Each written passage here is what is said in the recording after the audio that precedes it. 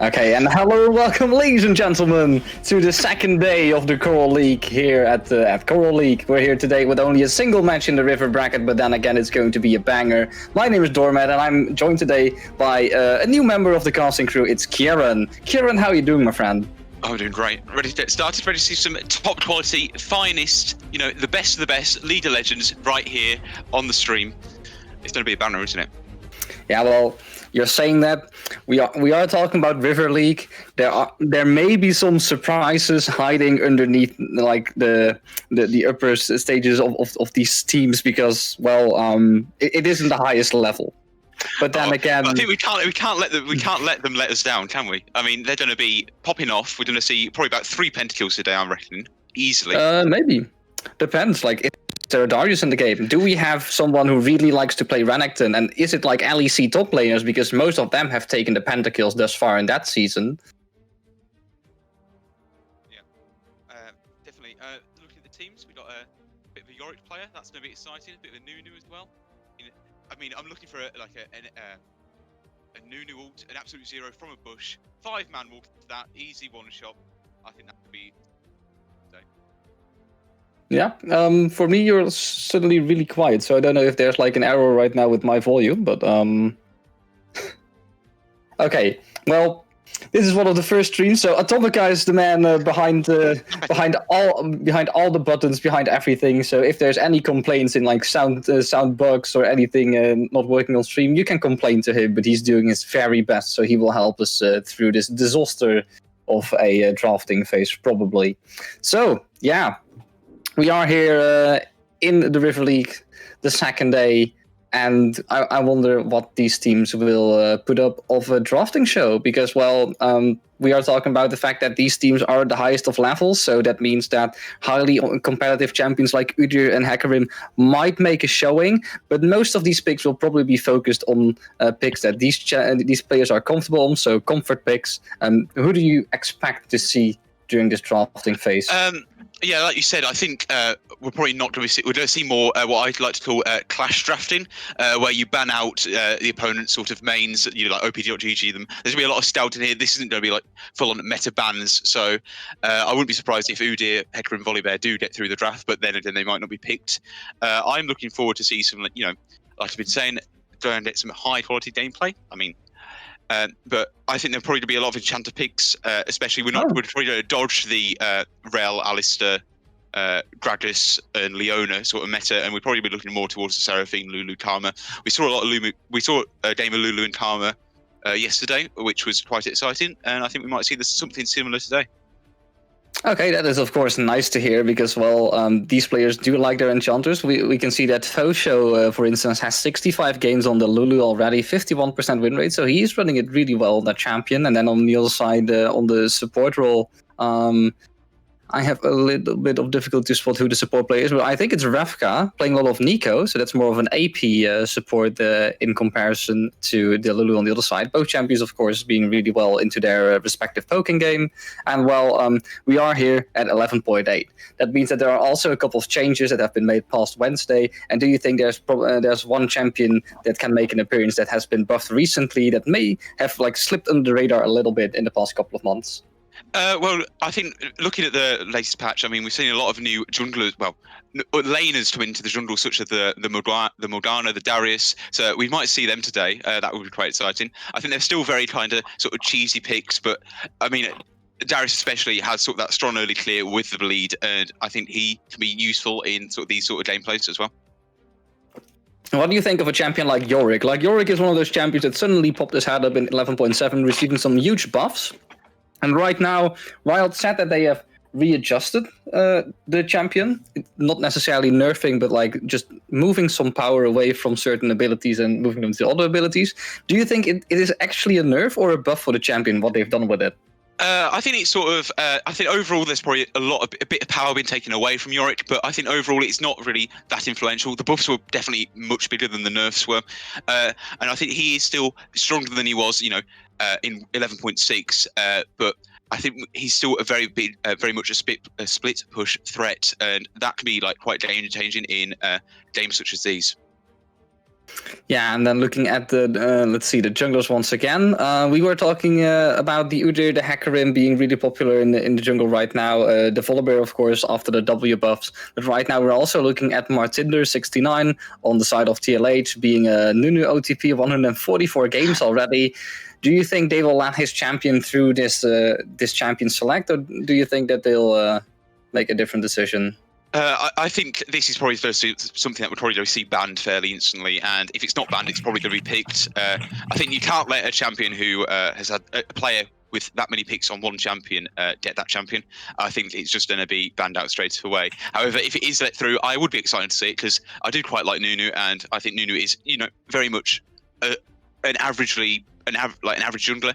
His clear time is good, great objective control, good ganks. He's a great all-rounder. And if you're playing jungle sort of on your own in solo queue, he's someone that you probably should look at if you want to have like a chill time. That's really nice to hear. Of course, also both mid laners having a lot of experience in a champion called Ahri, so that champ might also be a contested pick. Ravage does have only 10 games played this season in ranked, so maybe his Gold 1 rank doesn't say too much, but his opponent, Team Tizer, having an awful lot more games, also a lot more games on that Ahri. Will it be contested, or will they give another pick to Ravage? We'll see it probably soon, if the game starts. Also, there are some changes in the rosters, because I actually don't see Ravage in the game itself. Instead of that, there is TLH dropout. So yeah, we were talking about him, but he's not here.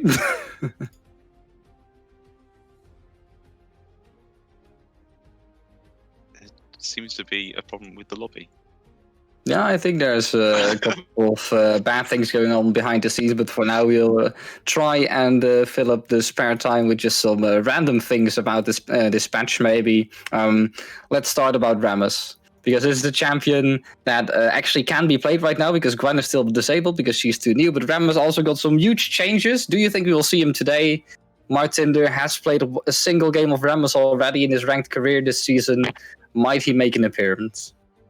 I like Rammus. The new Rammus ult is really fun to play with, and it's probably going to be really exciting to see comps drafted around Rammus in the jungle. Again, high gank threats, massive talent pool. But the problem with Rammus is that he's very much suited to playing into high AD teams, and it's very easy to not pick high AD teams. So we might see Rammus come out, but if we see him in the draft, it probably means that the other team has made a mistake in the draft and picked full AD.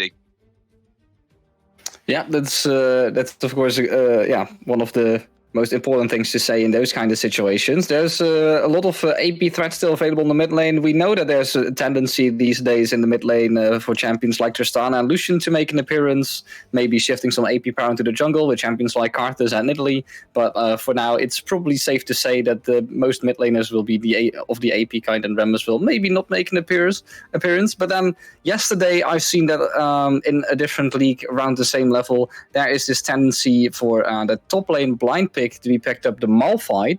What do you think of this champion? Is it actually blind pickable? Because I feel like there's a lot of answers to the champion, but he seems to be really popular on players who are like, well, I don't know what I'm playing against, but this champion is always useful in team fights.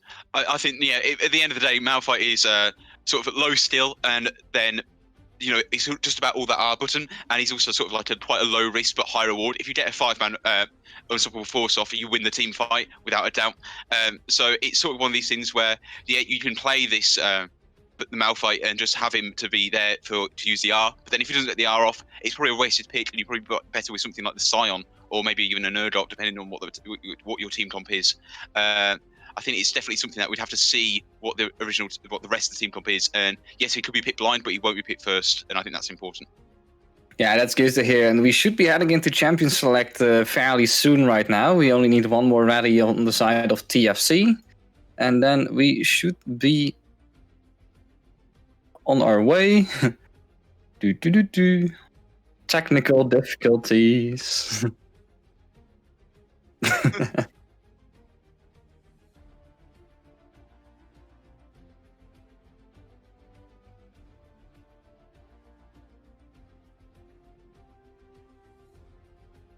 Then we're just waiting on the Fighting Cocks for now. Maybe we can go over the rest of their team a little bit. We have Buffalo Goose on the top lane, if I'm correct. Just a Blind Man is going to the jungle. Their mid laner is going to be Team Tizer. Rystart is going to be their ADC, and the support is going to be Doc Hicks. Champions to maybe watch out or look out for. Buffalo Goose really likes his Kieran. Just a Blind Man is really keen on that Udyr the last couple of patches. Team Tizer really liked it Ahri, and on the bot lane we see potentially a Vayne Lulu combination, and we finally gone into Champion Select. So yay, there we are. And the first ban is going to be Garen, aimed towards Buffalo Goose, and we are going through the banning phase really quick because there's also Yorick already on the board. Are these bans to be expected? Well, in their OP.GG, probably so. Yeah, like the Yorick is Almighty Jojo's top-picked top laner, 82% win rate. I think that was expected to be banned out completely. Yeah, TLH now continuing. Oh, okay. K6 and Nunu going off the board. Yeah, like we said with the Nunu as well. Martin uses is basically Nunu one trick. Again, completely expected, playing by the book here with these bans from TFC. Yeah, so interesting how TLH is going to be rounding out the first banning phase. We are seeing an awful lot of comfort picks being wiped off the board, not necessarily meta-based champion bans. And then the first question is going to be, how is TLH going to approach this drafting phase with their first pick on the blue side? Udyr now also off the board. That's maybe one of the more contested junglers that we were talking about. But the Hecarim is still on the board, whilst the Fighting Cocks are getting rid of that Morgana. Yeah, so Udyr's off the board. One of the trifecta of the meta junglers: Udyr, Volibear, Hecarim. Volibear and Hecarim still up, obviously, but it's what does Martin want to play now with the Nunu banned? He's gone for the Nocturne. I presume that's to be jungle. That could flex into maybe top or mid, but it's unlikely to see that blind pick, so we can probably expect that to be jungle. So, yeah, I still do like the first pick Nocturne from TLH, not necessarily because it's a good pick, but we have this running meme in Coral League of the Bruiser Nocturne mid lane, which is most definitely a Bruiser build and definitely not a tank build at all. That Nocturne was actually just the Bruiser Nocturne that we all want to see. And well, if this Nocturne is going into mid lane, maybe we'll see a glance of that Bruiser Nocturne once again. But for now, we can only guess where it will be going. And the Fighting Cocks will be responding with the Volibear into Ahri pick. So that's securing the Ahri in the hands of Team Tizer, having his really nice comfort pick in his hands, and then the Volibear going on just a Blind Man.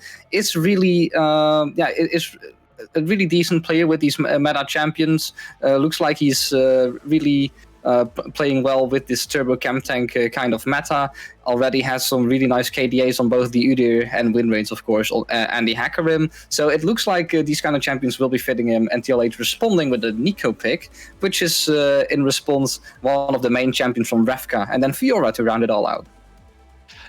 So I think the Fiora pick means that the Nocturne has to be probably in the jungle. For the Volibear, I think it could be flexing to the top or jungle. We saw it top yesterday, but it could be jungle. It's got a very good dank synergy with the Ahri. You can land the Volibear stun with the Q, the stun, and then follow that up with the charm. That like pretty much guarantees the dank and the kill. If the Renekton comes in here into the Fiora, I think that's probably a bit of a still matchup. It depends when the stun lands or if Fiora gets the parry off in time, but then again, it means that the Volibear's in the jungle. This is quite a big, beefy front line with the Renekton and the Volibear. It probably doesn't scale that well where the Fiora does. So we could be looking at sort of another sort of staling AD carry pick, maybe like the Tristana, maybe even the Kai'Sa on the side of TLH. Now, also interesting to see that both TLH and the Fighting Cocks have decided to not pick any of their bot lane picks in the first rotation. So all junglers, mid laners, and top laners are locked in right now. Nico might potentially make a flex to that support lane, but in the hands of Revka, it will most definitely go into the mid lane. And then right now, it's of course, on the board that most ADCs will be banned out, but the Fighting Cocks also wanting to get rid of that Nautilus because they are preparing something in that draft that does not like to get picked off and change CC by a single champion. Yeah, I think I agree with that because we saw the Morgana ban as well in the first rotation. So there's something in that they're either prepared or they just don't like playing into heavy CC. I think it's important that we've seen that there hasn't been any enchanters picked up in the first rotation, because we know both teams like to play these enchanters. So and they haven't been banned either. So we might see one or at least two, well, two or at least one enchanter come in for picks 4 and 5. Yeah, and TLH also noticing that they don't have an awful lot of CC in their team composition already. Like, they have the Fear from Nocturne, but it takes a little while to get off, and they have the Nico that has an ultimate, but the Snare will not counter out the Samira ultimate one. Responding with their own picks, looking to lock in this Jhin, which is an interesting pick because I've heard Reckless recently talk about why Varus is such a popular pick right now in pro play, because he has multiple ways to build. He can go on hit if you're playing against a lot of tanks, for instance, and if there's a lot of squishy champions, you can go the lethality Varus build. And then if you pick, for instance, a champion like Jhin, against tanks you might struggle, and if you pick a champion like Ashe, then against squishies you still build most of the time anti-tank, because Kraken Slay is for some reason a really, really popular item in pro play. So Jhin right now, also there because TLH doesn't really have a super beefy front line, doesn't have to deal with a lot of pesky tank that will take a long time to cut through with those 4 shots. So really nice draft for now coming out from TFC, and TLH responding with a Caitlyn into Jhin. I think that maybe the Jhin pick here might be a mistake. You've got the Fiora, you've got the and the Nocturne, who can both dive onto the backline fairly easily. Yes, Jhin is supported by this quite beefy front line with the Volibear and the Renekton. However, it's a Nocturne ult. It gets straight past that. There's not much you can do. The Leona ult here is actually pretty good because it provides that CC that the Jhin needs and can also peel in case the Nocturne or the Fiora is diving on the backline. The Tarn pick, not too keen on that, but I can see where it's coming from. It does become this sort of front line for TLH and can offer peel for the Caitlyn, especially if the Renekton might be diving forward with the Slice and the Dice and Ari ult as well. But I'm not quite sure if I'm happy with the the Tahm Kench pick. I would much prefer maybe something like the Seraphine's Open. You've got Lulu, you've got Naomi or Karma as well. There's a lot of choices you could have that would probably help you disengage as a team rather than just help one person get out of the fight. Yeah, I'd even say a champion like Lux would have a lot of oppression in combination with that Caitlyn. Caitlyn, of course, really liking the combination with Morgana, one of the oldest combos in the book, Dark Binding into Yordle Snaptrap. But Lux can basically do the same, but just offer less peel and more poke. And into a composition where Leona most of the time has to stay back and maybe look once or twice for a heavy engage, and only if it lands she can do something with it, then Lux probably might have been the better champion. But right now we're seeing the Tahm Kench, which also might be a shout out to our man behind the desk, the man Atomika. Really loving this champion. Quick shout out to you, my friend. You are one of the best we've worked with thus far.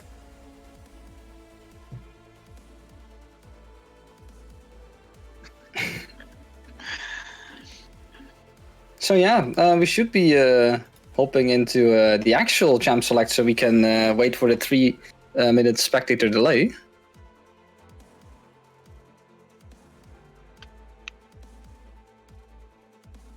They want to press the start game button.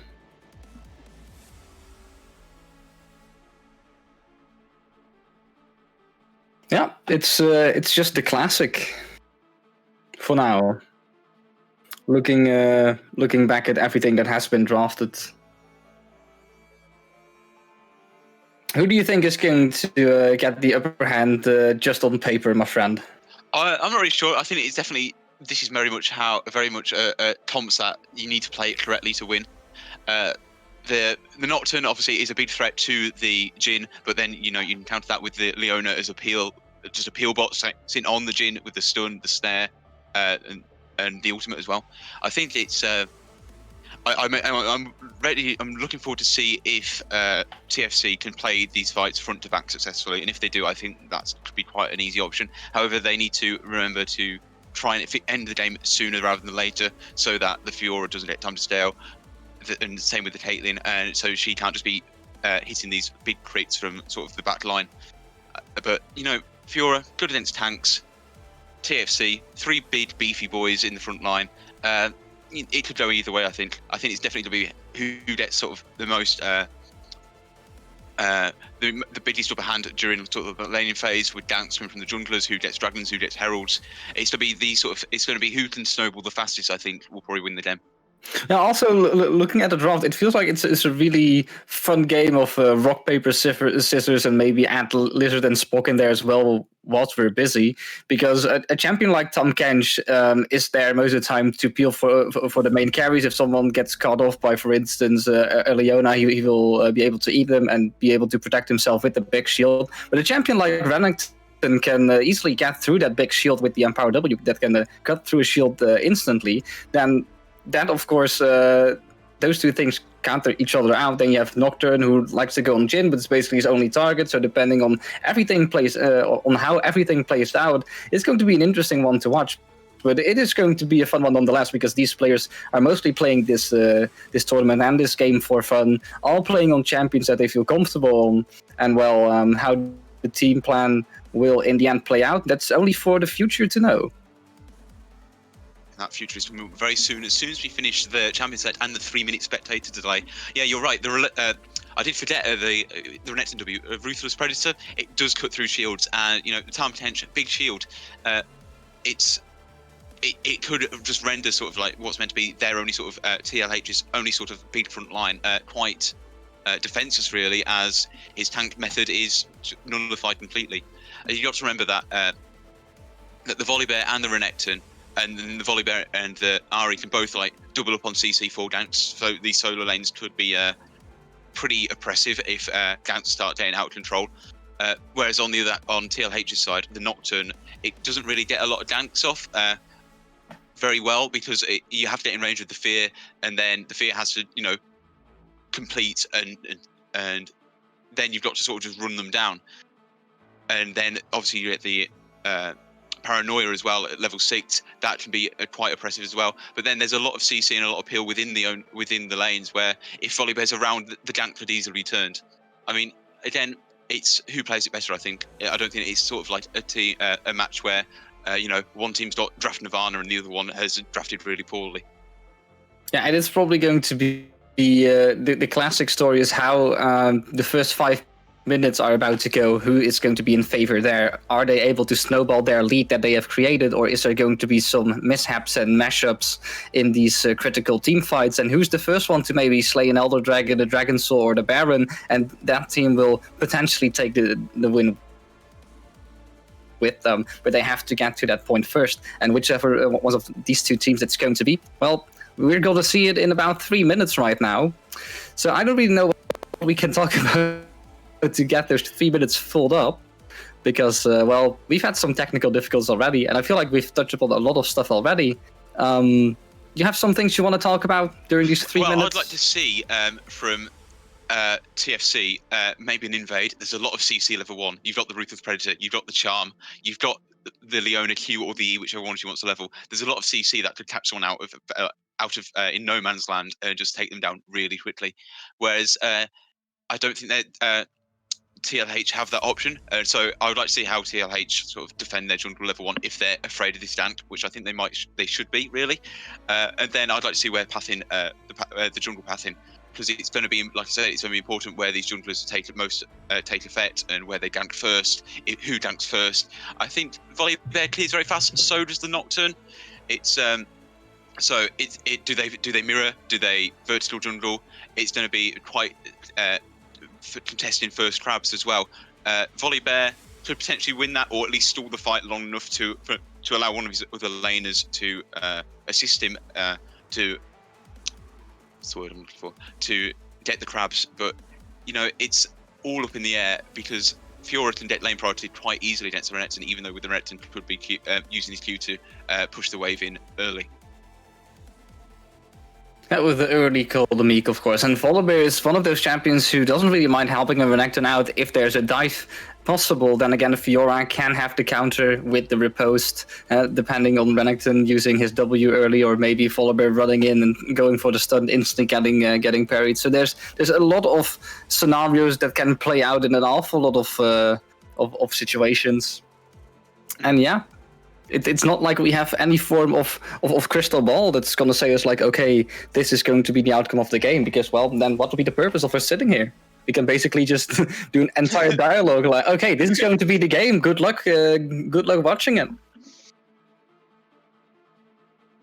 I think you're right. It's definitely who wants to get Dragons first or the Herald first. I think first Herald, get a team is probably both these teams' top priority. Get those plates, get first Tower Blood, and just get all that bonus gold that's on the map already, and who can snowball from there. I don't think there's going to be one team that's going to be like looking to not contest these. I think there could be easy fights from both sides, especially early. Something I haven't mentioned is the Nico CC. I can't remember. I don't know what any of Nico's abilities are called, but the snare. It's like the Lux Q. You can easily snare two people with that, and that could be a good way to start a fight. You've got Caitlyn traps as well. There's a lot of methods for them for TLH to sit at the back and poke them down and deal damage from range. And with the Caitlyn, it's quite big damage. You don't want to be taking a headshot as if you're Jhin, and especially if you're on a trap as well. So I'm excited to see how these fights will play out. Yeah, and we will be hopping into the game right about now. The spectator delay is over, so we should be looking to get into the loading screen and see what kind of treats these teams have chosen to throw into their runes. Is there something extra spicy in the mix? Looks like everything is kind of normal. Well, Tom Kench having Grasp instead of an actual support rune like Guardian is maybe the most interesting one, but it might also be a signature that Almighty Jojo really wants to play this lane aggressive. Then on the other side, Renekton press the attack, not necessarily Conqueror, wanting to get those quick burst trades in. The 1000 Pierced Bear, just a Blind Man, also with press the attack, not opting for